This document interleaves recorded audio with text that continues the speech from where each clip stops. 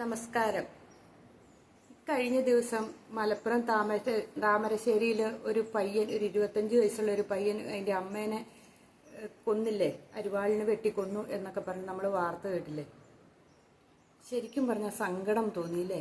അമ്മ ട്യൂമറിന് തലയ്ക്ക് ഓപ്പറേഷൻ കഴിഞ്ഞിട്ട് കിടക്കണ അമ്മേനെയാണ് പോയി ആ മകൻ വെട്ടിക്കൊന്നു. അവൻ ഏതാണ്ട് ചികിത്സയിലായിരുന്നു, മയക്കുമരുന്നിന്റെ ഉപയോഗമൊക്കെ ഉണ്ടായിരുന്നു എന്നൊക്കെ നമ്മൾ കേട്ടു. അവൻ ബാംഗ്ലൂരെങ്ങാണ്ട് ചികിത്സയിലായിരുന്നു.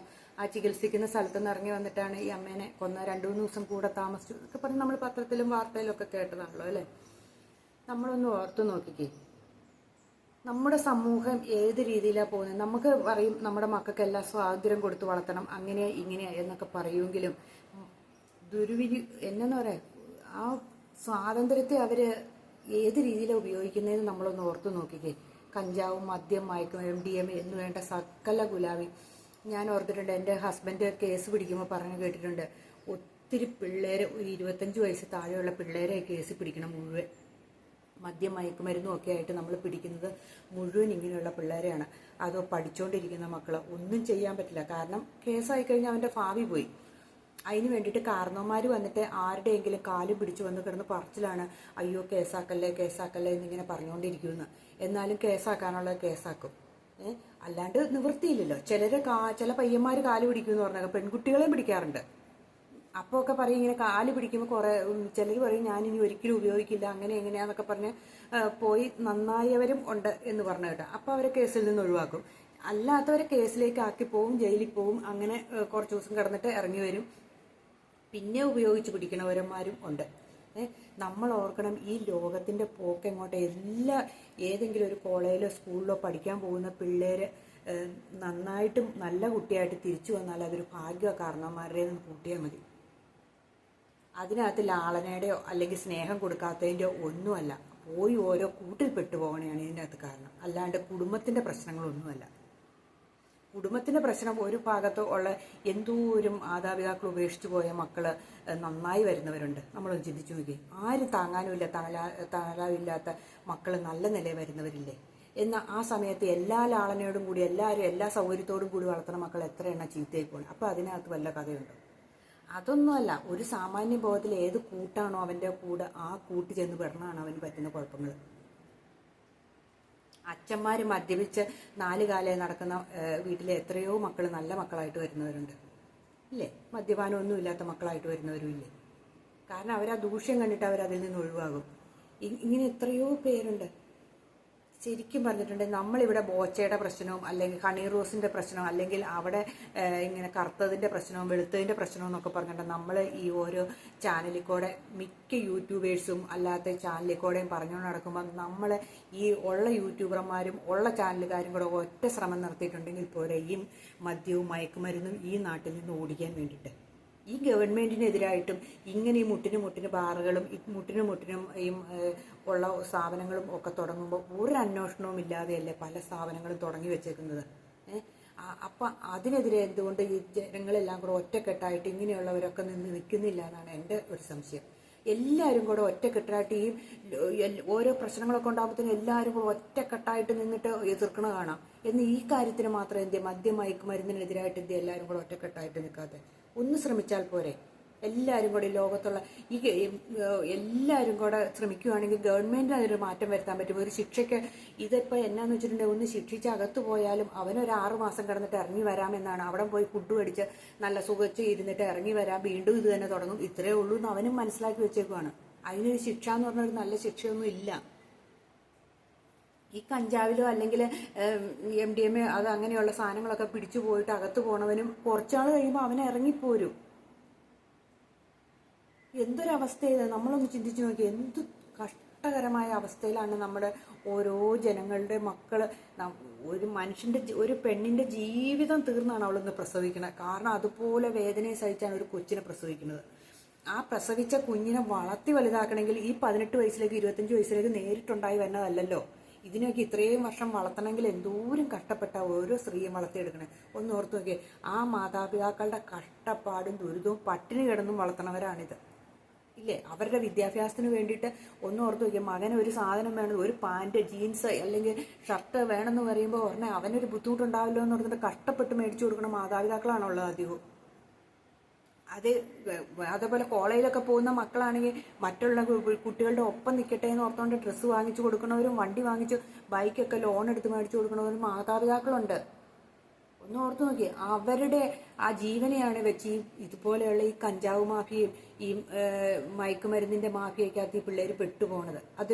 അത് വിറ്റിട്ട് മുതലാക്കുന്ന ക്രൂരമായ വിനോദം എന്നല്ലാണ്ട് അതിനെയൊക്കെ എതിർക്കുകയല്ലേ വേണ്ടേ, അതിനെ സപ്പോർട്ട് ചെയ്യുകയാണോ വേണ്ടേ? അതിന് എല്ലാവരും കൂടെ നാട്ടുകാർ അവനെ പിടിച്ച് കെട്ടിയിട്ടു എന്ന് പറഞ്ഞു, നാട്ടുകാരാണ് ശിക്ഷ നടത്തേണ്ടത്, അല്ലാണ്ട് മറ്റേ ശിക്ഷ കിട്ടുമെന്ന് ഓർത്തോണ്ടിരുന്നിട്ടൊന്നും കാര്യമില്ല. കുറെ കാലം ജയിലിൽ കിടന്നിട്ട് അവൻ അവിടെ ഇരിക്കുള്ളൂ സുഖമായിട്ട്. ഈ ശിക്ഷയൊന്നും പോരുന്ന ഇവർക്ക്. നമുക്കൊരു കൊലപാതകം നടത്തിയെന്നോർത്തോ ഒരു ഇത് നടത്തിയെന്നോർത്തോണ്ട് ഇവിടുത്തെ ശിക്ഷയൊന്നും അത്ര നല്ല ശിക്ഷകളൊന്നും, നല്ല ശിക്ഷ കൊടുക്കാൻ വേണ്ടിയിട്ട് തന്നെ ഗവൺമെന്റ് ശരിയായ ഗവൺമെന്റ് വേറുള്ള കാര്യത്തിനെല്ലാം എന്തോരം ധാരാളിക്കണേ എന്ന് ഇങ്ങനെയുള്ള കാര്യത്തിന് വേണ്ടിയിട്ട് ഈ ഇതിന്റെയൊക്കെ ശിക്ഷകളും നല്ല ശക്തമാക്കണം, അന്വേഷണം ശക്തമാക്കണം. നമ്മൾ നോക്കിയേ, ഒരു കൂളിംഗ് ഗ്ലാസ് ഒട്ടിച്ചു, കാറിൽ കൂളിംഗ് ഗ്ലാസ്, സീറ്റ് ബെൽറ്റ് ഇടാത്തതിന്, അല്ലെങ്കിൽ ഹെൽമെറ്റ് വെക്കാത്തതിന്, അല്ലെങ്കിൽ മൊബൈൽ ഫോണിൽ വിളിച്ചതിന്, ഡിം അടിക്കാത്തതിനൊക്കെയാണ് നമുക്ക് പെറ്റിയിടുന്നതും ശിക്ഷ വിധിക്കുന്നതും ഒക്കെ. ഇങ്ങനെയുള്ളവരെ പിടിക്കാൻ വേണ്ടിയിട്ട് എവിടെയെങ്കിലും നടപ്പുണ്ടോ? വല്ലപ്പോഴും ഒന്ന് ഊതിക്കാൻ കൊണ്ട് നിർത്തണതാണ്, അത്രേ ഉള്ളൂ. കാറെ പോണവരെ ഒന്ന് ഊതിക്കണതാണ്. അല്ലാതെ എന്താ ഉള്ള ഒരു എന്തോ ഒരു സ്കൂളുകൾ കേന്ദ്രീകരിച്ചാണെന്നറിയോ ഇതിങ്ങനത്തെ മദ്യവും മയക്കുമരുന്നും ഒക്കെ കച്ചവടം നടത്തിക്കൊണ്ടിരിക്കുന്നവന്മാരുള്ളത്. എവിടെയെങ്കിലും ഉണ്ടെന്ന് വിളിച്ചു പറഞ്ഞിട്ടുണ്ടെങ്കിൽ ഒന്ന് പോയി അന്വേഷിക്കാൻ പോലും ഇവിടുത്തെ സംവിധാനങ്ങൾക്കില്ല, സാധിക്കുന്നില്ല. ഇന്ന സ്ഥലത്തുണ്ടെന്ന് നാട്ടുകാർ വിളിച്ചു പറഞ്ഞപ്പോൾ നാട്ടുകാർക്കും പേടിയാ, അവരെങ്ങാനും അറിഞ്ഞാൽ പിന്നെ അവരെ കൊന്നുകളയോ പേടിപ്പിക്കുകയോ വല്ലതും ചെയ്യുമോ എന്നോർത്തുണ്ട്. അതുകൊണ്ട് ഇതുങ്ങൾ കച്ചവടം നടത്തണമെങ്കിൽ പറയില്ല, നാട്ടുകാർ അറിഞ്ഞാൽ പോലും മിണ്ടാണ്ടിരിക്കുകയുള്ളൂ. അതാണ് ഇന്നത്തെ കാലം. ഇപ്പം ഒരു സ്ഥലത്ത് ഒരു നാട്ടില് ഈ കഞ്ചാവ് അല്ലെങ്കിൽ മയക്കുമരുന്ന് കച്ചവടം ഉണ്ടെന്ന് വിളിച്ചു പറഞ്ഞിട്ടുണ്ടെങ്കിൽ ജനങ്ങൾക്ക് പേടിയാ. ഈ വിളിച്ചു പറയണവന് പിന്നെ അവനെ വെച്ചേക്കില്ലാന്ന് പേടിച്ചിട്ട് അവര് പറയാൻ പോവില്ല. അവര് പരമാവധി ഒളിച്ചു വെച്ചോണ്ടിരിക്കും. ഞങ്ങൾ പറഞ്ഞാന്ന് പറയരുതേ, പല കേസുകളും വരുന്ന അങ്ങനെയാ. ഞങ്ങൾ പറഞ്ഞാന്ന് പറയരുത് കേട്ടോ എന്നും പറഞ്ഞ് പേടിച്ചാണ് ഇവര് പറയുന്നത്. അപ്പൊ എനിക്ക് പറയാനുള്ളത്, നമ്മൾ ഈ വസ്ത്രധാരണത്തിലോ അല്ലെങ്കിൽ നമ്മൾ ഇങ്ങനെ നമ്മുടെ മക്കൾ നശിച്ചു പോകുന്നതിനെ കുറിച്ചാണ് നമ്മൾ ഘോരം പറയേണ്ടത്. നമ്മൾ അതിനെക്കുറിച്ചാണ്. അതിന് വേണ്ടിയിട്ടാണ് എല്ലാവരും കൂടെ, എല്ലാ ചാനലുകാരും യൂട്യൂബറുകാരും ആരൊക്കെ ഉണ്ടോ അവരെല്ലാം കൂടെ ഒറ്റക്കെട്ടായിട്ട് ഇവനെ പോലെയുള്ള മക്കളെ പ്രസവിച്ച അമ്മ എന്ത് ഭാഗ്യദോഷിയാണെന്നൊന്ന് ചിന്തിച്ചു നോക്കി. ആ തള്ള എന്ത് തെറ്റ് ചെയ്തിട്ടാണ് ഇതിനെ പോലെയുള്ളതിനൊക്കെ പ്രസവിക്കാൻ സാധിച്ചതെന്നൊന്ന് ഓർത്തു നോക്കിക്കേ. ഒരു ഇത്രയും 25 വയസ്സ് വരെ ഒരു മകനെ വളർത്തുക എന്ന് വെച്ചിട്ടുണ്ടോ ഒന്ന് ഓർത്തു നോക്കി. അവന്റെ കാര്യങ്ങൾ നോക്കി, അവനെ കോളേജിലും കൊണ്ടുപോയിട്ട ഒരു അമ്മേനെയാണ് അവൻ വെട്ടിക്കൊന്നതെന്ന് വെച്ചിട്ടുണ്ടല്ലോ. അവൻ കൂടെ നിന്ന് സ്നേഹത്തോടെ നിന്നിട്ട് അതിനെ വെട്ടിക്കൊല്ലുക എന്ന് വെച്ചിട്ടുണ്ട്. അവന്റെ മനസ്സ് എന്തായിരിക്കും? എന്നിട്ട് പറയാ എന്നെ പ്രസവിച്ചതിനുള്ള ശിക്ഷ അവർക്ക് കൊടുത്തേന്ന്.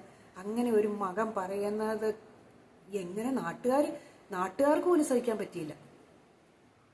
അത് പിന്നെ മരിച്ചുപോയി.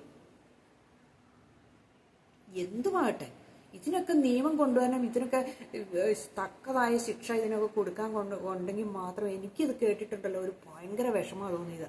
ഇവനെയൊക്കെ എന്നെ ചെയ്യണമെന്നാണ് ഞാൻ ആലോചിച്ചത്.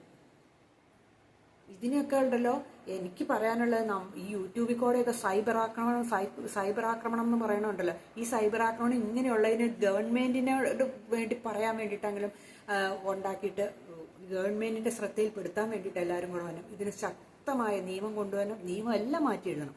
നിയമം കൊണ്ടുവരണം. ശക്തമായ പരിശോധന വേണം. എല്ലാ കോളേജുകളിലും പോലീസിനാണേലും എക്സൈസിനാണേലും കയറി പരിശോധിക്കാനുള്ള അനുവാദം കൊടുക്കണം. ഇതിനെല്ലാം ഒരു തീരുമാനം ഉണ്ടാക്കണം. ഈ മക്കളിങ്ങനെ നശിച്ചു പോയിട്ട് വല്ല കാര്യമുണ്ടോ? ഇല്ലേ? ഓരോ കുടുംബത്തിന്റെ താങ്ങായിട്ടായിരിക്കും അവർ വളർത്തുന്നത്. അവരുടെ ആകെ ഒരു പ്രതീക്ഷ ഈ മകനിലോ മകളിലോ ആയിരിക്കും. ഇപ്പൊ പെൺപിള്ളേരും മോശക്കാരികളൊന്നും അല്ല. പെൺപിള്ളേരും ഇപ്പൊ ദൂരം മയക്കുമരുന്നിനടുവ എന്നിട്ട് തോന്നിവാസം കാണിച്ചിട്ടാണ് പെൺപിള്ളേരുണ്ടെന്നറിയാവോ? നമ്മൾ ഓരോ കോളേജിന്റെ ക്യാമ്പസിലേക്ക് ഒന്ന് ചെന്ന് കണ്ടാൽ നമ്മൾ ഓർക്കും ഇതെന്താ ഇത്, ഭാര്യ ഭർത്താക്കന്മാരില്ല അങ്ങനെ ജീവിക്കുന്നവര്. അതുപോലെയാണ് പെൺപിള്ളേരും ആൺപിള്ളേരും ഒക്കെ ജീവിതം. ഇതിനൊക്കെ അതിന് പ്രിൻസിപ്പൾമാരോ അവർക്കൊന്നും ഒന്നും ചെയ്യാൻ പറ്റുന്നില്ല. അപ്പോഴത്തേനും പാർട്ടി ഇടപെടും. ഏത് പാർട്ടിയാണെന്ന് വെച്ചാലും. ഒരു പ്രതിപക്ഷം ഉണ്ടോ? ഇതിനെ ശക്തമായിട്ട് എതിരാൻ ഗവൺമെന്റ് ചെയ്യുന്ന തെറ്റാണെങ്കിൽ അതിനെ തെറ്റാന്ന് പറയാൻ ഒരു പ്രതിപക്ഷത്തിന് സാധിക്കുന്നില്ല. എന്താണെന്ന് എനിക്കറിയത്തില്ല. ഇങ്ങനെ ഒരു ഭരണമൊക്കെയാണ് നമ്മുടെ ഇവിടെയുള്ളത്. എല്ലാതെ ഇത് പറയാണ്ടിരിക്കാൻ വയ്യാതുകൊണ്ട് പറയണതാ. നമ്മൾ ശക്തമായിട്ട് എതിർത്താൽ മാത്രമല്ലേ നമുക്ക് ഈ കാരണം തെറ്റ് കണ്ടാൽ നമ്മുടെ വീട്ടിലുള്ളവർക്ക് നമുക്ക് തിരുത്തി കൊടുക്കണ പോലെ തന്നെ ഒരു ഗവൺമെന്റ് എന്തെങ്കിലും മോശമായ ഇതിലേക്കാണ് പോകുന്നതെന്ന് പറഞ്ഞാൽ തിരുത്താനുള്ളൊരു ഇതുണ്ടായിരിക്കണം. അത് ജനങ്ങൾക്കുണ്ടായിരിക്കണം, പ്രതിപക്ഷത്തിനുണ്ടായിരിക്കണം, ഭരിക്കുന്ന ആർക്ക് എതിരെ പറയാനുള്ള ഒരു ഇതുണ്ടായിരിക്കണം. എങ്കിലേ അവിടെ ഒരു തിരുത്തൽ വരുള്ളൂ. ഇതിപ്പോ വർഷങ്ങളായിട്ട് നമ്മളിങ്ങനെ കേട്ടോണ്ടിരിക്കണം മദ്യം മയക്കുമരുന്ന് കുറെ ലഹരി വിരുദ്ധ ബോധവൽക്കരണങ്ങൾ നടത്തിക്കൊണ്ട് വരും. അതുകൊണ്ട് വല്ല പ്രയോജനം ഉണ്ടോ എന്ന് എനിക്ക് സംശയം. ഒരു പ്രയോജനമില്ലാത്ത കാര്യമാണ്. ബോധവൽക്കരണം കൊണ്ട് ആരെങ്കിലും കേട്ടോണ്ടിരിക്കുക? ഇത് അടിക്കണവരാരെങ്കിലും ഈ ബോധവൽക്കരണം കേൾക്കാൻ വന്നിരിക്കുമോ? ഇപ്പം മദ്യം മയക്കുമരുന്ന് ലഹരികൾ ഉപയോഗിക്കുന്നവൻ ഈ ബോധവൽക്കരണ പരിപാടി പങ്കെടുക്കുന്ന ഓർത്തുകൊണ്ടാണോ ഈ ഗവൺമെന്റ് ഈ ലക്ഷക്കണക്കിന് കോടിക്കണക്കിന് രൂപയും കൊടുത്ത് ബോധവൽക്കരണവും കൊണ്ട് നടക്കണമെന്നാണ് എൻ്റെ ഒരു ചോദ്യം. എവിടെയെങ്കിലും വന്നിരുന്ന് കേൾക്കണ്ടോ? അവർ വേറെ എവിടെയെങ്കിലും സ്ഥലങ്ങളിൽ കൊണ്ടുപോയി അവർ കച്ചവടം നടത്തിക്കൊണ്ട് നടക്കും. ഏതെങ്കിലും ഒരു സ്കൂളുകൾ കേന്ദ്രീകരിച്ചോ അല്ലെങ്കിൽ ഏതെങ്കിലും ഒരു കോളേജിലോ പോയി 2 ബോധവൽക്കരണ ക്ലാസ് എടുത്ത് ആരെങ്കിലും പ്രസംഗിക്കാൻ അറിയാവുന്നവൻ 2 വാക്ക് പറഞ്ഞിട്ടോ വല്ല കാര്യമുണ്ടോ? ഒരു എക്സൈസുകാരനെ കൊണ്ടിരുത്തി പറഞ്ഞോ, അല്ലെങ്കിൽ ഒരു പോലീസിനെ കൊണ്ടിരുത്തി പറഞ്ഞു, അല്ലെങ്കിൽ ഏതെങ്കിലും വേറെ ആളെ കൊണ്ടൊക്കെ ഇരുത്തി പറഞ്ഞിട്ടുണ്ടെങ്കിലും ഒരു മാറ്റങ്ങൾ വരാൻ പോകുന്നുണ്ടോ? ഒരു മാറ്റവും വരാൻ പോകുന്നില്ല. അത് കൃത്യമായിട്ട് അവരെ പിടിച്ച് അവരെ കൊണ്ടുപോയി ഏതെങ്കിലും ഒരു ദുർഗുണ പരിഹാര പാഠശാല എന്ന് പറയുന്ന എവിടെയെങ്കിലും പ്രത്യേക സ്ഥലത്ത് പാർപ്പിച്ചിട്ട് അവർക്ക് ബോധവൽക്കരണം കൊടുത്തു നോക്കണം. ഇവരെ ഓടിച്ചിട്ട് പിടിച്ചെടുക്കണം. എന്നിട്ട് കൊണ്ട് ഇവർക്ക് ബോധവൽക്കരണം. അല്ലാതെ ചുമ്മാ ഏതെങ്കിലും ഒരു കുറെ നല്ല സ്കൂളിൽ പോയി നടന്നു അല്ലെങ്കിൽ നല്ല കോളേജിൽ പോയി നടന്നു അതിനൊന്നും ഒരു പ്രയോജനമില്ല. ആ കേൾക്കണ കുറച്ച് ഇതൊന്നും ഉപയോഗിക്കാത്ത പിള്ളേർ ഇന്ന് കേട്ടോണ്ടിരിക്കും. അല്ലാണ്ട് വേറെ ആരും കേൾക്കുന്നൊന്നുമില്ല. ഇത് എൻ്റെ കെട്ടിയവനും ക്ലാസ് എടുക്കാൻ പോയിക്കൊണ്ടിരുന്നത്. അതുകൊണ്ട് തന്നെ ഞാൻ പറഞ്ഞത് ഈ ബോധവൽക്കരണ ക്ലാസ്സുകളും ലഹരി വിരുദ്ധ ക്ലാസ്സും ഒക്കെ എടുക്കാൻ പോയതുകൊണ്ട് ഞാൻ കേട്ട അനുഭവത്തിൽ വെച്ച് പറയണതാണ് ഇങ്ങനെ ഉപയോഗിക്കണവരൊന്നും ഈ ക്ലാസ്സിൽ പങ്കെടുക്കില്ല.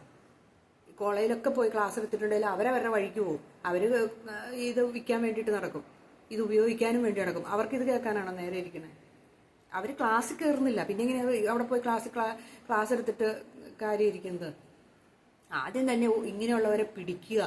എത്ര എണ്ണം ഉണ്ടെങ്കിലും അത്ര എണ്ണത്തിനെ പിടിച്ച് എവിടെയെങ്കിലും കൊണ്ടുപോയിട്ടിട്ട് അവർക്ക് ഒരു ബോധവൽക്കരണം നടത്തി നന്നാവാൻ അതിനുള്ള മരുന്നുകളോ ചികിത്സകളോ അത് പിന്നെ ഉപയോഗിക്കാണ്ടിരിക്കാനുള്ള ഒരു മാർഗം കണ്ടുപിടിക്കുക. അതാ വേണ്ടത്. അല്ലാണ്ട് ഇങ്ങനെ ഒരു കൊല നടക്കുമ്പം അതിനെക്കുറിച്ച് നമ്മളിങ്ങനെ കുറച്ച് നാൾ ചർച്ച ചെയ്യും.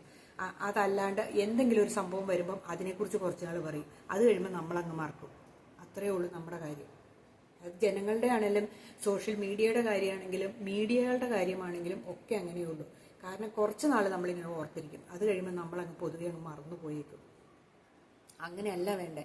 ഇതിനെതിരായിട്ട് ഘോര ശബ്ദം ഉയർത്താൻ എല്ലാ ചാനലുകാരും ഇതിന് നമ്മുടെ സർക്കാരിനെ അങ്ങ് പ്രതിസന്ധിയിലാക്കുന്ന രീതിയിൽ വരെ നിന്ന് സംസാരിക്കണമെന്നാണ് എനിക്ക് പറയാനുള്ളത്. കാരണം എന്നാൽ മാത്രമേ ഇത് നിൽക്കുകയുള്ളൂ. അപ്പം സർക്കാർ ഉണർന്ന് ഇച്ചിരോടെ ഓരോ വകുപ്പുകളും ഉണർന്നിട്ട് ഇവർക്കെതിരെ നടപടിയെടുക്കാനും ഇതിനെ പിടിക്കാനും ഓരോ സ്കൂളുകളുടെ പരിസരത്തും കോളേജിന്റെ പരിസരത്തും ഒക്കെ അന്വേഷിച്ച് നടന്നും ഇന്ന സ്ഥലത്തുണ്ടെന്ന് പറയുമ്പോൾ അവിടെ നിന്നൊക്കെ പിടിച്ചോണ്ട് പോയി കഴിഞ്ഞിട്ടുണ്ടെങ്കിൽ മാത്രമേ. അല്ലെങ്കിൽ ഉണ്ടല്ലോ ഇനി വരുന്ന തലമുറ എന്ന് പറയുന്നുണ്ടല്ലോ ദുരിതം പിടിച്ചൊരു തലമുറയായിരിക്കും. ഇനി വരുന്ന തലമുറയ്ക്ക് ആരോടും ഒരു സ്നേഹം കാണുകയില്ല. ഉറപ്പായ കാര്യം. അവർക്ക് അവരുടെ കാര്യങ്ങൾ മാത്രമേ കാണുള്ളൂ. അല്ലാണ്ട് ഒരു മാറ്റവും വരുമെന്ന് എനിക്ക് തോന്നുന്നില്ല.